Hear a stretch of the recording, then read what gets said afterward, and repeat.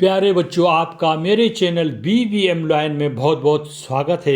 आज सामाजिक विषय कक्षा 10 के अर्धवार्षिक परीक्षा का पेपर हल करते हैं। ये अर्धवार्षिक परीक्षा 2024 के लिए सैंपल पेपर है। आइए वीडियो शुरू करते हैं।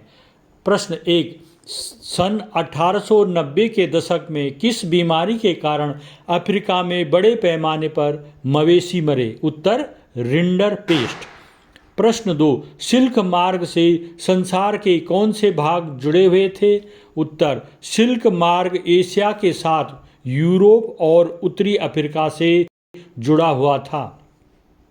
प्रश्न 3, ब्रिटेन वुड्स की जुड़वा संतान के नाम से किसे जाना जाता है? उत्तर, अंतर्राष्ट्रीय मुद्रा कोष, IFM, विश्व बैंक, वर्ल्ड बैंक।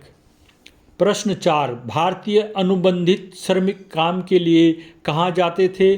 उत्तर, भारतीय अनुबंध श्रमिक काम के लिए कैरेबियाई द्वीप समूह त्रिनिदाद, गुयाना और Suriname, Mauritius, Fiji, Sri Lanka, Malaya जाते थे। प्रश्न 5, त्रिनिदाद का होशे नामक उत्सवी मेला मूल रूप से क्या था? उत्तर, मुहर्रम। खरीफ की 2 फसलों के नाम बताइए? उत्तर, चावल व मक्का। प्रश्न 7, किस फसल को सुनहरा रेशा कहा जाता है? उत्तर है जूट। प्रश्न 8, कार्बनिक कृषि ऑर्गेनिक फार्मिंग क्या है? उत्तर, कार्बनिक कृषि का अर्थ है रासायनिक पदार्थ जैसे उर्वरकों, कीटनाशकों के प्रयोग के बिना फसलें उगाना। प्रश्न 9, भारत सरकार ने नवीन आर्थिक नीति की घोषणा कब की? उत्तर, 1991 में। प्रश्न 10, विश्व व्यापार संघ की स्थापना कब की गई?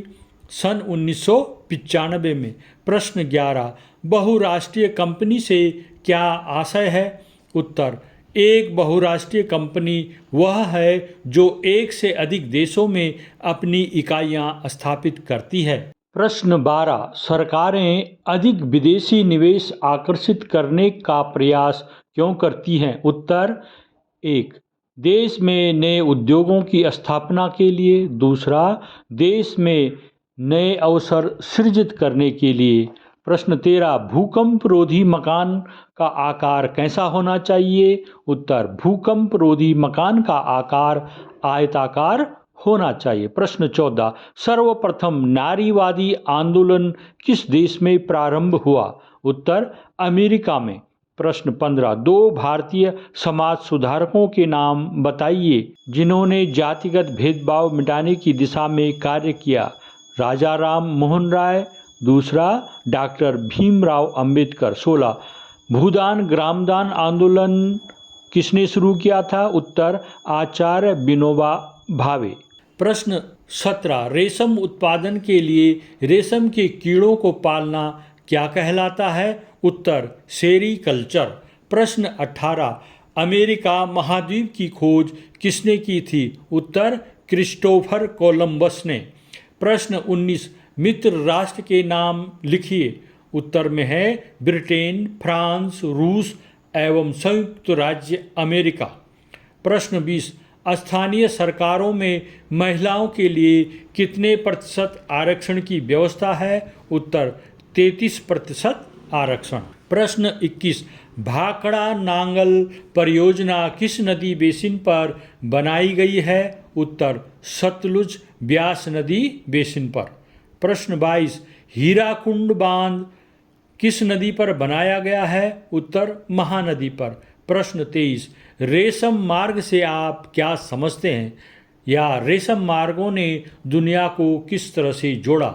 उत्तर, रेशम मार्ग दुनिया की दूर दूर स्थित भागों के बीच आधुनिक युग से पहले के जीवंत व्यापार और संस्कृति की जुड़ाव को दर्शाता है। रेशम मार्ग एशिया के साथ यूरोप और उत्तरी अफ्रीका से जुड़ा हुआ था। इन मार्गों पर चीनी सिल्क व्यापार का मुख्य सामान था। इसे पश्चिमी यूरोपीय देशों में निर्यात किया जाता था। व्यापार बेहद लाभदायक था, अतः इन मार्गों का नामकरण रेशम मार्ग हो गया। सिल्क मार्ग यानी रेशम मार्ग से चीनी सिल्क के साथ साथ चीनी पोट्री का सामान भी लेकर जाते थे। इसी रास्ते से भारत की दक्षिण पूर्व एशिया की कपड़े व मसाले अन्य दूसरे भागों में पहुंचते थे। वापसी में सोना चांदी जैसी कीमती वस्तुएं एशिया में पहुंचती थी। प्रश्न 24, जलियांवाला बाग कांड पर एक संक्षिप्त टिप्पणी लिखिए। उत्तर, रॉलेट एक्ट के विरोध में पंजाब के अमृतसर जिले की जनता अत्यंत आक्रोशित थी। इस शहर में सैनिक शासन लागू करके नियंत्रण जनरल डायर को दिया गया। 12 अप्रैल 1919 ईस्वी को नगर में सार्वजनिक सभा पर प्रतिबंध लगा दिया गया, जिसकी पूरी जानकारी जनता को नहीं कराई गई। 13 अप्रैल को बैसाखी का त्यौहार था। इसी दिन सरकार की नीति का विरोध करने के लिए जलियांवाला बाग में एक सार्वजनिक सभा का आयोजन किया गया। सभा शांतिपूर्वक चल रही थी, तभी जनरल डायर ने 200 देसी और 50 गोरे सिपाहियों को साथ लेकर बाग के एकमात्र दरवाजे को रोक लिया और निहत्थी जनता पर गोलियों की बौछार शुरू कर दी। 10 मिनट तक लगातार भीड़ पर गोलियों की बौछार होती रही। इस हत्याकांड में हजारों व्यक्ति मारे गए और असंख्य घायल हुए। इस घटना से भारतीयों में भयंकर असंतोष की लहर दौड़ गई। प्रश्न 25, सत्ता की विकेंद्रीकरण की दृष्टि से 1992 के संविधान संशोधन के किन्हीं 4 बिंदुओं का उल्लेख कीजिए। 1992 का संविधान संशोधन सत्ता के विकेंद्रीकरण की दिशा में एक बड़ा कदम है। इसके 4 बिंदु निम्नलिखित हैं। 1, स्थानीय स्वशासन निकायों की चुनाव नियमित रूप से करना संवैधानिक बाध्यता है। 2, निर्वाचित स्वशासी निकायों के सदस्य तथा पदाधिकारियों के पदों में अनुसूचित जातियों, अनुसूचित जनजातियों और पिछड़ी जातियों के लिए सीट आरक्षित हैं। 3, कम से कम 1/3 पद महिलाओं के लिए आरक्षित हैं। 4, प्रत्येक राज्य में पंचायत और नगर पालिका चुनाव कराने के लिए राज्य चुनाव आयोग नामक स्वतंत्र संस्था को अधिकृत किया गया है।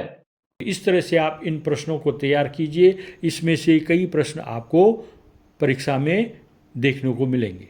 धन्यवाद। मेरे चैनल को सब्सक्राइब कीजिएगा। अगर आपको ये वीडियो पसंद आ रही है तो आप वीडियो को लाइक कीजिएगा, कमेंट कीजिएगा और इसको शेयर भी कीजिएगा। अगर आप इस चैनल में नए हैं तो मेरे चैनल को सब्सक्राइब भी कीजिएगा। धन्यवाद।